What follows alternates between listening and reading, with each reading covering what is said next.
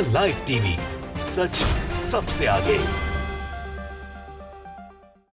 जैसे जैसे चुनाव नज़दीक आ रहे हैं वैसे वैसे जो विपक्षी दलों की सरकारें हैं राज्यों में उनको निशाना बनाया जा रहा है और ये बात अब बड़ी सामान्य सी हो गई है। बिहार में सरकार गिराई गई, नीतीश कुमार जी से इस्तीफा दिलाया गया और नवी बार उनको शपथ दिलाई गई। वो नीतीश कुमार जो सबसे छोटे प्लेयर हैं उस पूरी बिहार की विधानसभा में, सबसे कम बड़ी पार्टीज में से सबसे कम विधायक जिनके पास हैं, वो मौके का फ़ायदा उठा के एक बार फिर अपने अपॉर्चुनिस्ट हरकतों से क्या कर गए, मुख्यमंत्री की शपथ ले गए। ऐसा जब हुआ जब चुनाव आने वाले और अब हेमंत सोरेन के ऊपर जो कार्रवाई हुई है वो सबके सामने है। हेमंत सोरेन बच सकते थे अगर वो भी एनडीए में चले जाते, लेकिन हेमंत सोरेन एनडीए में गए नहीं। विपक्षी दलों के साथ रहना उन्होंने प्रेफर किया और अब उनकी जगह जेल हो चुकी है। सीबीआई ने उनको गिरफ्तार कर लिया है। न्यूज़ 18 ने लिखा है, इसके अंदर बहुत सारी चीज़ें हैं सामने जो वो गिरफ्तारी हुई है। तो कल झारखंड में गिरफ्तार किया गया झारखंड के मुख्यमंत्री को, और झारखंड के मुख्यमंत्री की मुसीबतें ऐसे बढ़ी कि उन्होंने झुकने को मना कर दिया। आज हर एक सोच रहा है कि अगर वो भी नीतीश कुमार या हिमंता बिस्वा शर्मा के जैसे होते, अजीत पवार जैसे होते, तो वो अच्छा खासा एनडीए में मिल जाते और उनकी वॉशिंग मशीन में धुल जाते। लेकिन अब हेमंत सोरेन, जिन्होंने ईडी के अफसरों की शिकायत भी करी थी, उसके बावजूद भी जेल में है। एक दूसरे जो उनके साथी हैं, कैबिनेट मिनिस्टर थे, उनको मुख्यमंत्री बनाया गया है। बड़े कयास लग रहे थे कि पत्नी को बनाएंगे, लेकिन उन्होंने अपने मंत्री को बनाया। मैं इसलिए हवाई बात नहीं कर रहा कि वह एनडीए में शामिल हो जाते तो बच जाते। भारत की छवि को धूमिल करने का काम है।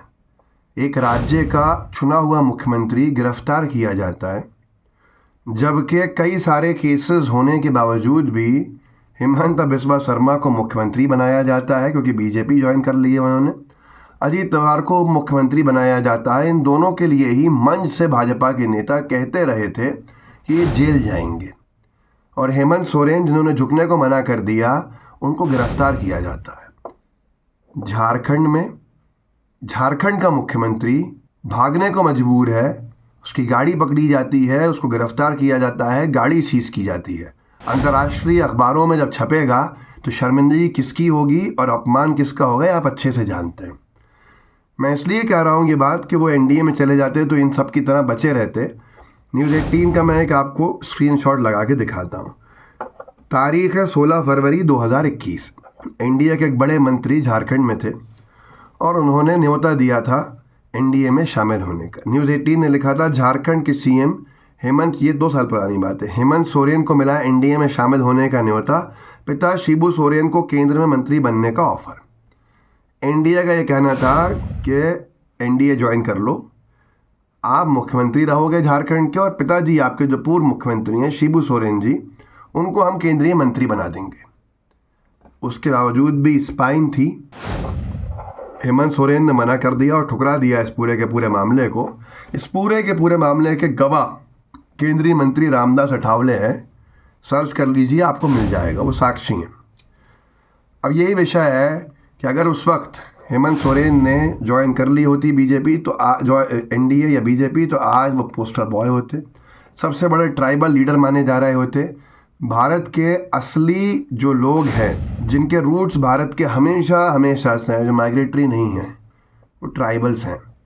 और ऐसे मूल निवासी, जिसको बीजेपी वनवासी जिसे बीजेपी कहती है और हम सब जिन्हें आदिवासी कहते हैं, ऐसे लोगों को गिरफ्तार करना, ये क्या बताता है, क्या दर्शाता है, साफ है आपके सामने।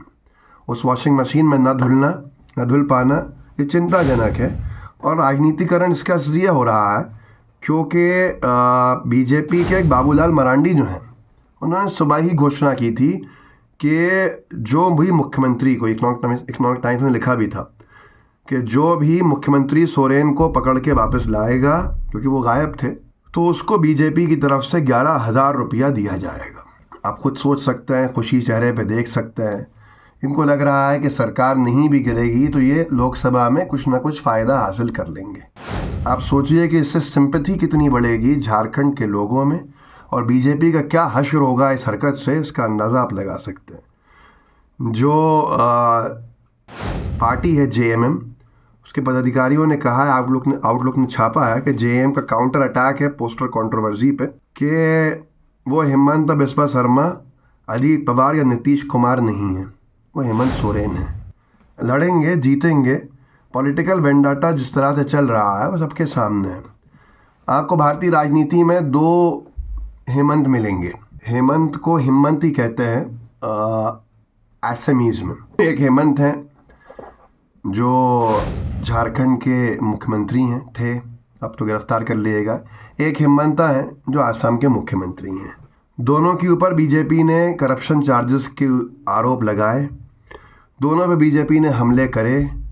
एक हिमंता बिस्वा शर्मा ने घुटने टेक दिए और बीजेपी में ज्वाइन कर लिया, शामिल हो गया। कांग्रेस को छोड़ के, जिस कांग्रेस ने कई एहसान हिमंता पे किए थे, छोड़कर उन्हीं पर रोज़ हमला करने के लिए सांप्रदायिकता का सहारा ले लिया, मुख्यमंत्री बन गए। एक हेमंत है जो मुख्यमंत्री, जिनके पिता मुख्यमंत्री रहे, जो खुद मुख्यमंत्री बने, उन पर भी बीजेपी ने आरोप लगाए करप्शन के। ईडी को भेजा, सीबीआई को भेजा, न्योता भेजा एनडीए ज्वाइन करने का, लेकिन उन्होंने नहीं किया और वो फंस गए। तो आपको अगर दो मौके मिले तो हेमंत बिस्वा शर्मा की जगह पे हेमंत सोरेन बनने की कोशिश कीजिएगा, क्योंकि ये शायद ईमानदारी लंबी चलती है बेईमानी के मुकाबले में।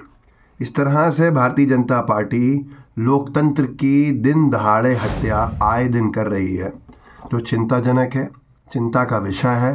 लेकिन कौन बोले, कौन कहे, ये भी एक बड़ा विषय है। गोदी मीडिया लोकतंत्र के चौथे स्तंभ की जगह पे बीजेपी की प्रवक्ता और मीडिया डिपार्टमेंट बन के रह गई है। इस सब के साथ उम्मीदें जो हैं वो बहुत कम हैं। 2024 का चुनाव भी होने वाला है और 2024 के चुनाव से पहले जो तोड़ फोड़ चल रही है राज्यों में, वो बताता है कि बीजेपी की हालत बड़ी अच्छी तो नहीं है। अगर बीजेपी की हालत बड़ी अच्छी होती तो ज्ञानवापी शुरू करना, महाराष्ट्र में डिस्टर्ब करना, बिहार में सरकार को गिराना, हेमंत सोरेन को गिरफ्तार कराना, ये सारी चीज़ें नहीं हो रही होती। समझदार को इशारा काफ़ी है। इस वीडियो को आगे ज़रूर बढ़ाइएगा, लोगों को आप जागरूक कर सकते हैं, कम से कम कंटेंट को शेयर करके, क्योंकि कुछ लोग हैं जो सत्ता में हैं, उनकी शिकायतें इतनी हैं कि रीच पूरी तरह से गिरी हुई है चैनल की और कंटेंट आगे नहीं जा पाता। आप शेयर करेंगे तो शायद एंगेजमेंट कुछ बढ़े और लोगों तक पहुँचे और हम दुष्प्रचार के खिलाफ जिस जंग में हैं उसमें कुछ कामयाबी हासिल कर सकें। जय हिंद, जय भारत। द लाइव टीवी, सच सबसे आगे।